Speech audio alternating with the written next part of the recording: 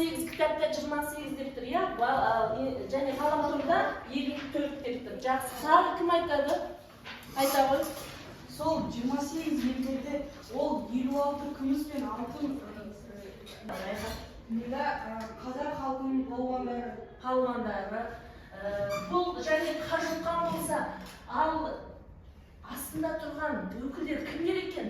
Бұл қазақтың қазіргі спортшылары және де Қажымұқанға ұқсаған күресшілер, дзюдоисттер және де қазақ баласын жеңген адамдар. Жақсы. Қажымұқанды білеміз, иә? Кімді оқып жатырмыз? Қажымұқан. Кіші атасы Қажымұқан. Жақсы. Ал мақсатымыз не деп ойлайсыңдар? Қажымұқан туралы білу. Қажымұқанды біз білдік қой? Кім екенін білдік. Бірінші, екінші сабақта білдік біз, иә? Атақты палуандар туралы біліп. Жақсы. Тағы. қазіргі кездегі Қажымұқандарды айтып. Қалмақан Әбдіқадыровтың Қажымұқан хикаятының жаңашылдығы және де кейіпкерлер жүйесінің заманауи жаңашылдығын өзара салыстырып баға беруде екен. Пазл әдісі арқылы тыңдаңдар мені, 4 топ алыңдар, өздерің білесіңдер, қайсысын алсаңдар. Алыңдар, тез-тез алыңдар. Енді мені тыңдаңдар.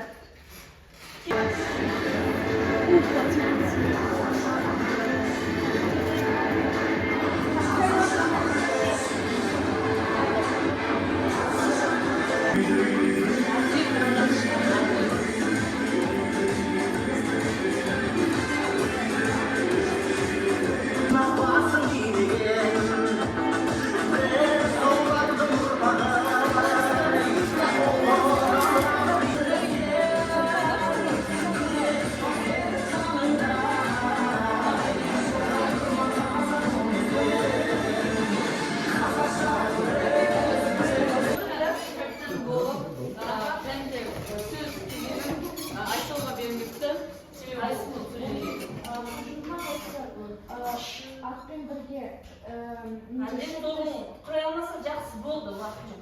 шөпті сүреген кезде осы аты, бір аты талып құлап қалды.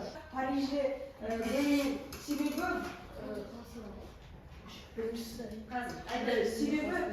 сол Парижде Қажымұқан өзінің күшін, өз денесін көрсетіп, түрлі немен жасаған ананды. Секілді және де 9 мен 9-10 балдың арасы ғой. 9-10 бал қоясың, иә? Жақсы. Енді бұл топтың пазлы атан түйеге мініп. Басқанда сол кезде Қажымұқан осы түйеде шығып, сосын бір ай қатысында қашып кетті, жоқ болды. Бірақ наурыз айында жарыста бірінші орын алды. Бұл бала. Бином деген жазулар бар мен, балалар. Деген демен реклам.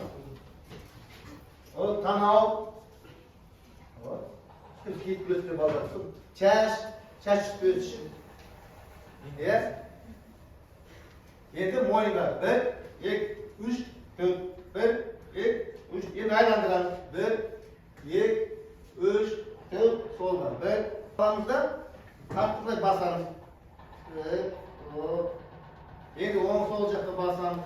Мойындардың ауызы ма? Басам. Енді аламызда төмен қарай басамыз, қаттырақ. Енді аламыз, 2 көтереміз. Мойындарын жақсы оқады ма? Бізде 10